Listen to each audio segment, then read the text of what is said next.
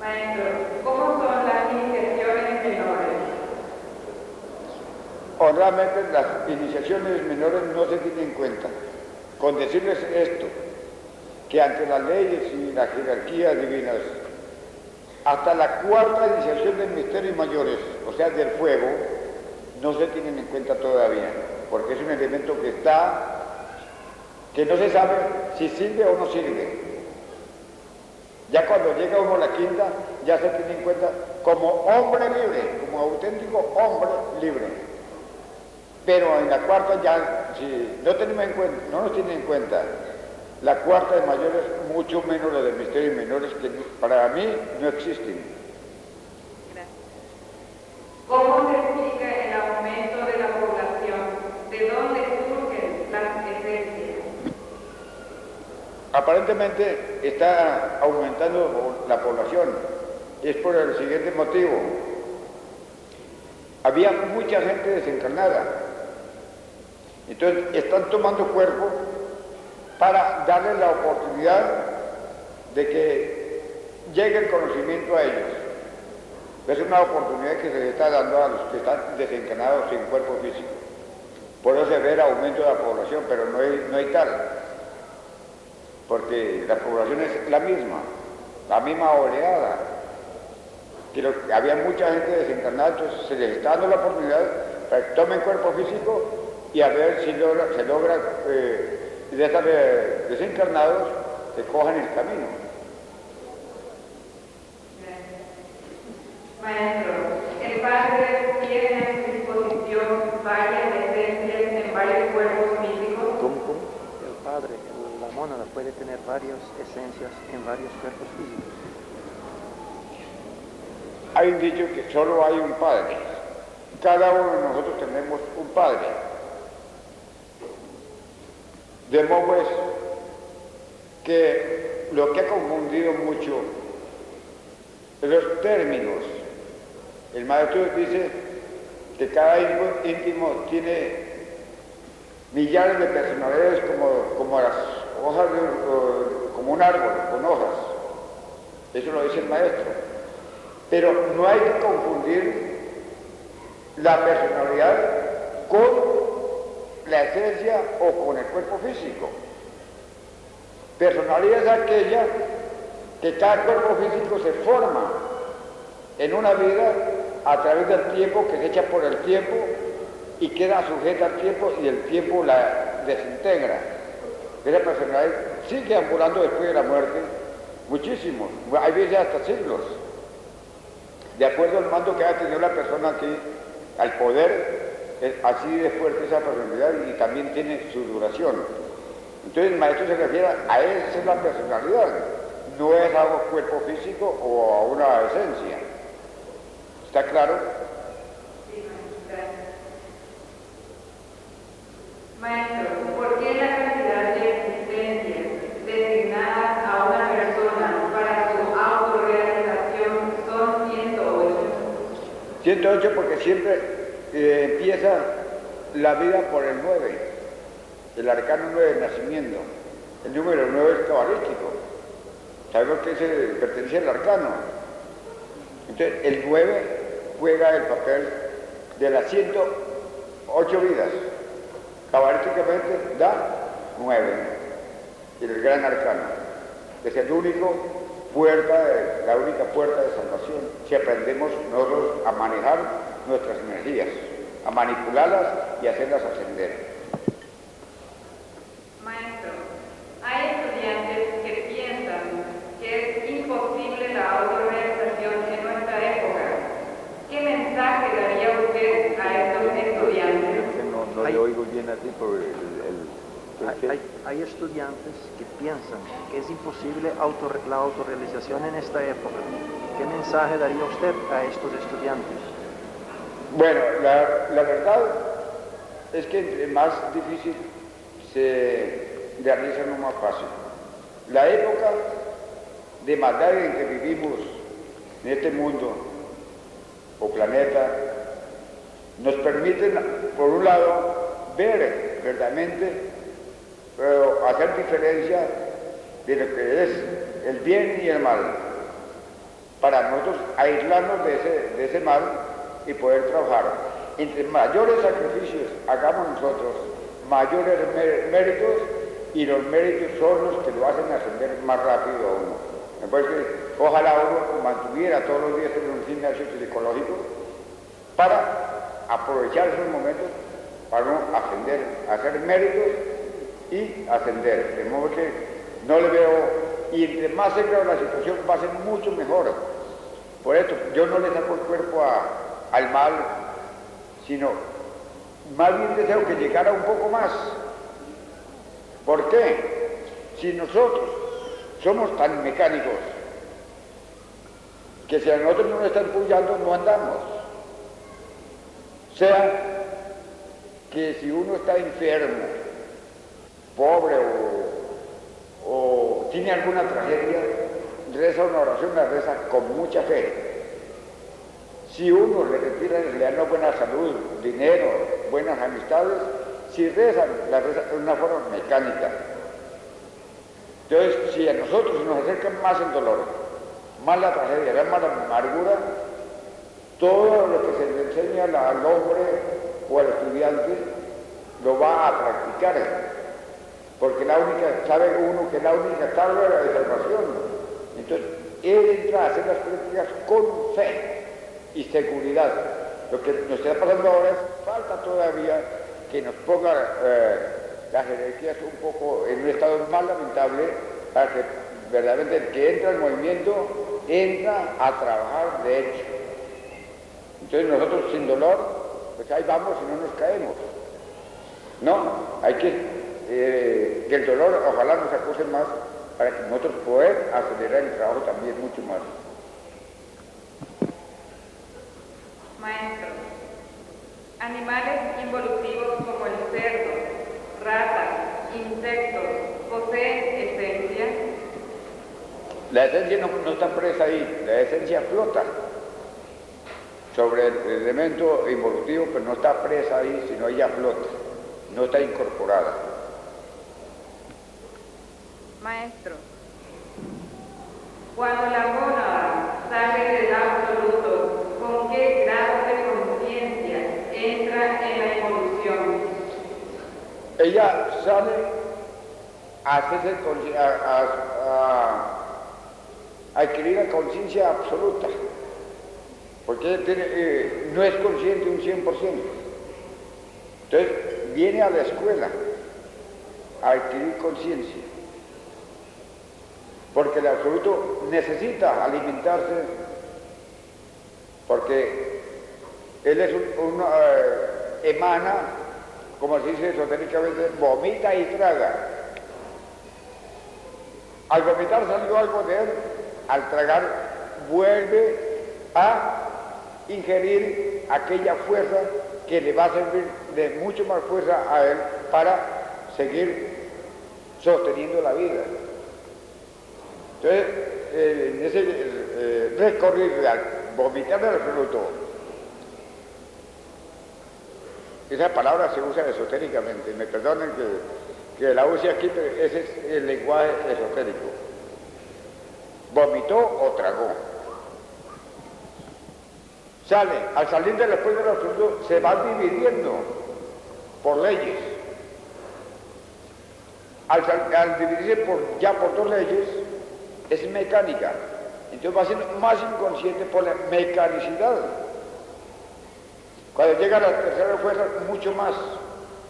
A la cual, así sucesivamente, va siendo mucho más inconsciente hasta llegar a formar, ya cuando viene del mundo causal para acá, ya es tan demasiado mecánica que no hace la voluntad del Padre, sino ya empieza la semilla del ego a germinar. Y viene entonces, cuando se toma cuerpo físico, ya a dar vida a ese residuos de ego que vienen por la mecanicidad o desobediencia al Padre. Es una desobediencia ya al Padre, porque nadie va a hacer la voluntad del Padre, empieza a hacer la voluntad de uno, se va alejando del radio de la creación y se mecaniza y viene entonces el ego.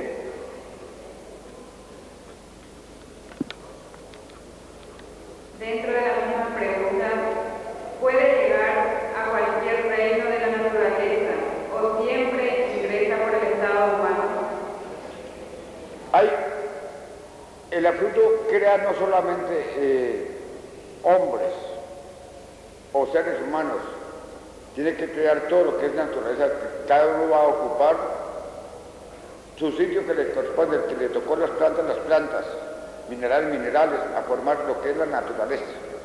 Y otra parte, otra oleada de esa misma, que ya va a tomar cuerpos físicos. ¿Por qué? Sería injusta la ley al llegar, como creen muchos, que venimos de una vez al infierno. Pregunto yo, es que es ilógico, pregunto yo, ¿qué va a hacer uno al infierno por primera vez? ¿Qué va a pagar si no ha hecho nada? Entonces, ¿qué le va a cobrar uno en el infierno? Nada. Entonces, no, la cosa es que uno se crean en la falta tridimensional como hombres o como humanos y otros cogen cuerpos de elementales para formar lo que es la naturaleza. Cuando ya nosotros pecamos, ahí sí nos coge la ley involutiva de una vez, porque ya hay una causa para castigarnos. Antes no existía causa porque no había delitos. Entonces, ¿cómo nos iban a castigar una cosa que no la habíamos hecho? Que el abismo es para castigar las faltas. Entonces, se explica que una parte mineral, otra parte vegetal, otra parte animal, otra parte humana, para formar lo que es la naturaleza. Maestro, ¿qué fue primero? ¿La caída del hombre o el origen del ego? ¿Qué es primero? ¿La caída o el origen del ego? Primero fue el ego. Prácticamente esto viene simultáneo, pero la caída del hombre fue primero, por la mecánica creamos aquellos residuos o sobras de egos que no están cristalizados ni manifestados, pero ya al alejarse de la voluntad del Padre, se mecanizó y tiene su rebeldía, que es castigado ya por la mecanicidad. Entonces, primero el ego, después viene la caída, que ya cuando tomamos conciencia o tomamos un cuerpo tridimensional que pecamos, entonces viene la caída. O sea, el descenso involutivo, porque no es ni caída, tampoco cabe la palabra caída, puesto que uno no ha hecho nada espiritualmente en ese campo. Entonces, cogería la ley involutiva, será mejor, cabe mejor, que lo cogió la ley involutiva, en vez de caída. Maestro, cuando se es llamado a cuenta y no hay obras que presentar, pero todavía existe la llamita del amor, ¿cómo queda uno ante las jerarquías? Cuando existe la chispa del amor, una chispita azul, existe en el ser humano, puede tener cuernos y rabos, y larguísimos. No hay permiso de echarlo al abismo, porque esa chispa del amor puede hacerlo repetir de un momento a otro y ser un gran iniciado. Entonces, mientras haya amor, no hay abismo. Cuando se aleja esa chispa, es cuando ya se convierte en un demonio. Entonces ya viene a llevarlo a cuenta. Entonces, la pregunta es, con todo y chispa lo llaman a cuentas a uno, pero como ya se ve esa chispa del amor ahí todavía morando, es intocable hasta que no desaparezca esa chispa. Gracias, maestro. Maestro, se ha dicho que la meditación sin sueño perjudica al cerebro. ¿En qué lo perjudica? ¿Cómo? La meditación sin sueño perjudica al cerebro. ¿En qué lo perjudica? Bueno, una pregunta tampoco mal hecha, mal enfocada, puesto que meditación sin sueño no puede haber, porque la meditación, para hacer meditación tiene que ir acompañada de sueño. Entonces ya eso que dicen ahí no es meditación, sería un simulacro, donde va a forzar la mente y va a causarse daño uno en una práctica de esas incompleta. Maestro, se dice que todo ser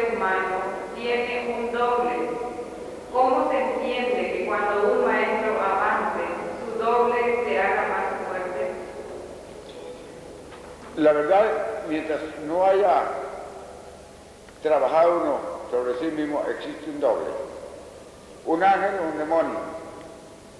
Y muchas se presentan también aquí la parte tridimensional, esos dobles. Una persona que se parece a otro en todo. ¿A cuál de esos dobles será que se refiere la persona o la pregunta?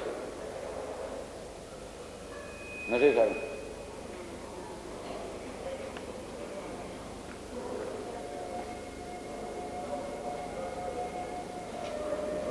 Eso se refiere que el maestro Samael en el matrimonio perfecto dice en una parte que toda persona tiene un doble. Cuando el uno lucha por superarse, el otro coge el mismo camino. Sí. Es que mire, en todo tiene que haber la dualidad para que haya evolución o involución. Si la dualidad no existe, desaparece todo. Queda estático, se acaba la vida y se acaba todo. Estos dobles que se refiere el maestro es un elemento que se parece mucho a uno, actúa negativamente. Si por ejemplo se emborrachó, repercute esa borrachera a uno, no que aparezca uno mareado, pero sí las consecuencias del trago las recibe uno. Es decir, es como un intercambio de la dualidad. Esto en algunas personas repercute, en otras no. Yo vi, por ejemplo, una persona que tenía ese problema y cuando la otra persona se tomaba sus tragos, se emborrachaba, el otro amanecía enguayabado, sufriendo las consecuencias, pero no en todo el mundo. Hay personas que se parecen a uno, pero en realidad no tienen esa intimidad o esa conexión. Maestro, muchas personas quieren saber cuándo habla Joaquín Amortegui y cuándo habla el venerable maestro Raúl. ¿Quién de los dos responde las cartas y las preguntas? Nunca el maestro Raúl desaparece cuando está trabajando sus vehículos.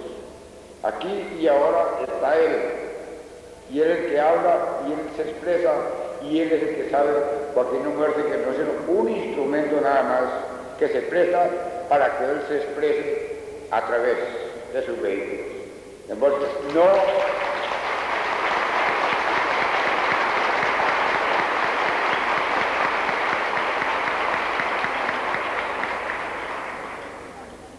el que piensa así no quiere individualizar al maestro Raboló o a cualquier jerarquía. Un maestro puede estar en todas partes. Sin embargo, cree la gente que tiene que salirse del cuerpo físico para ir al tribunal a resolver un problema allá. No, él está allá y está acá, y está en cualquier parte. Porque no, a Dios o a una jerarquía no se puede individualizar, decirle el maestro fulano está aquí, él puede estar en todas partes, porque él es el que tiene el poder. No hay que confundir a Joaquín Amortegui, que es un vehículo de expresión del maestro, al maestro. Yo sí tengo que estar aquí porque soy de la materia, soy un vehículo, pero bueno, no podemos limitarlo. ¿Te ha entendido eso? El tono de voz. Por eso les decía yo, la laringe es la que trabaja en mí, porque el maestro trabaja a través de la laringe. Ustedes se dan cuenta que yo soy duro, recio, hablo con energía. Si fuera Joaquín Amortegui estaría yo por edad hecho nada, ni me escucharían ustedes siquiera. Gracias, maestro.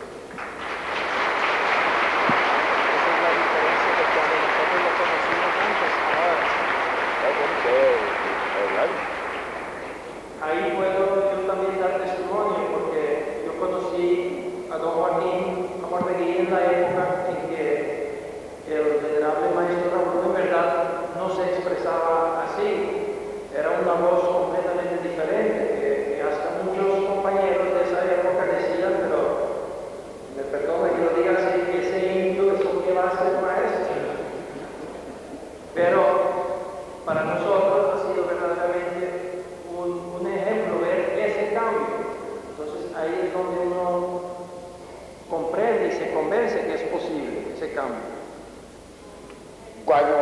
uno llega a la maestría, es como un niño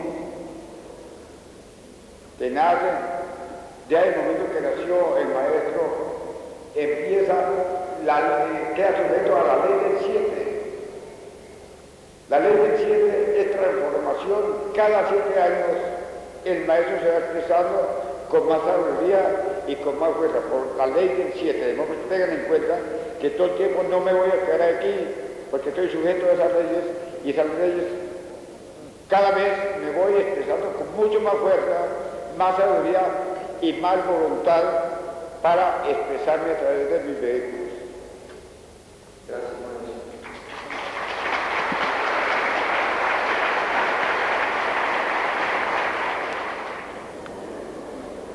Maestro, algunas veces se toman respuestas en base a cartas suyas dirigidas a otras personas. ¿Es esto correcto? Eso es lo más malo que puede haber, porque una sola pregunta que cambia de terminología tiene dos respuestas diferentes. Yo contesto de acuerdo a la pregunta, doy la respuesta. Ahora, un problema de un grupo no puede ser el mismo problema de otro, lo mismo de una persona a otra. Entonces, eso no se debe hacer nunca, y por eso hay malos entendidos en los grupos y en las personas, porque quieren con una cosa resolver otra cosa que es muy diferente. De modo que no aconsejo eso, no lo vuelvan a hacer, si quieren verdaderamente no llegar a una confusión. Maestro, muchos estudiantes nuestros brasileños se preocupan por lo siguiente: siempre se oye hablar de maestros del Tíbet y de otras partes. ¿En el Brasil habrá un maestro? De eso no hay ninguna duda. Todos los países tienen sus maestros, únicamente nosotros, cada uno tenemos una misión, ya secreta, ya pública, ya sea en la parte política, ya en la estratégica, en fin, cada maestro trae su misión y tiene su orden de salir al debido tiempo, salir al público, si es el público su misión. De modo que todos los países tienen, ¿cómo será? Que hay liberados. Yo conozco liberados.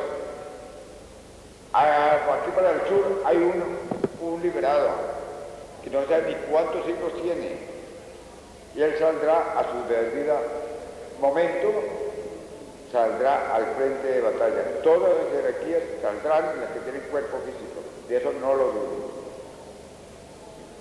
Gracias, maestro.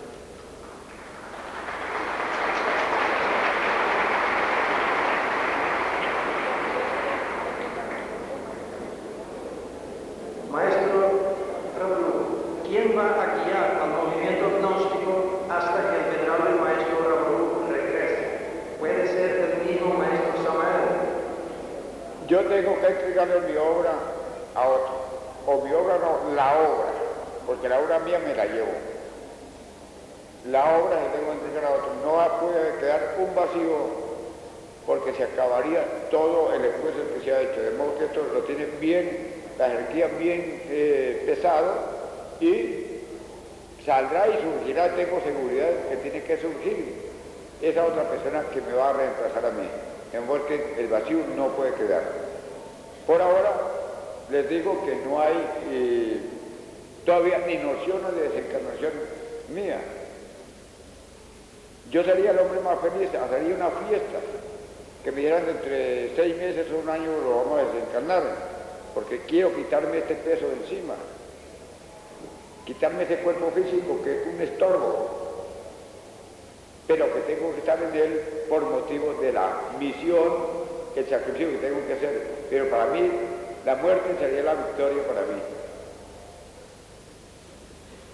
Maestro, ¿cómo evitar divisiones en el movimiento gnóstico cuando falle el cuerpo físico del maestro Raúl? Hay que el trabajo, por ejemplo, de los estatutos y reglamentos que están bien hechos, previniendo todas estas cosas, y así no hablan divisiones. Las divisiones que han habido y que están habiendo es porque no se ejecutan al pie de la letra los estatutos, los reglamentos. Si los llevan al pie de la letra, no habrán divisiones. Maestro, ¿Por qué los maestros pueden relatar sus experiencias, tanto en el mundo físico como en el astral? Porque a nosotros no nos pueden dañar los centros, estamos hechos ya y protegidos porque uno por medio de los tres factores va creando una fuerza que lo vuelve a uno y lo protege, tanto de las ondas negativas como de las entidades tenebrosas. De modo que a nosotros no nos pasa nada, puesto que hay esa aura, que es una defensa para el cuerpo físico, para todos sus centros. Una onda negativa de envidia, de odio o de lo que sea, no nos hace nada. En cambio, un estudiante está desprotegido y uno cuenta, por ejemplo, a otra persona que es envidiosa, esas ondas van a repercutir sobre diferentes centros que le van a dañar la facultad a la persona. Por eso nosotros les decimos no cuente sus experiencias a los demás, previniendo que no le vayan a causar daño. Segundo, uno recibe dos tipos de enseñanza de los mundos superiores, la que corresponde a uno y la que es para entregar al público. Entonces yo cuento lo que veo que puedo entregarles a ustedes, pero nunca les estoy hablando de lo mío, sino lo que veo que les puede beneficiar a ustedes, lo entrego porque uno puede hacer esa diferencia de lo que es exterior para entregar y lo que es interior. Porque uno hace esa diferencia y ya uno por ese lado puede narrar cosas internas, pero que no corresponden al grado de uno, de lo propio de uno, a nadie se le cuenta. Eso es secreto totalmente. Maestro, hemos llegado a la última pregunta de esta sección y dice, ¿usted nos podría hacer una pequeña demostración de sus poderes?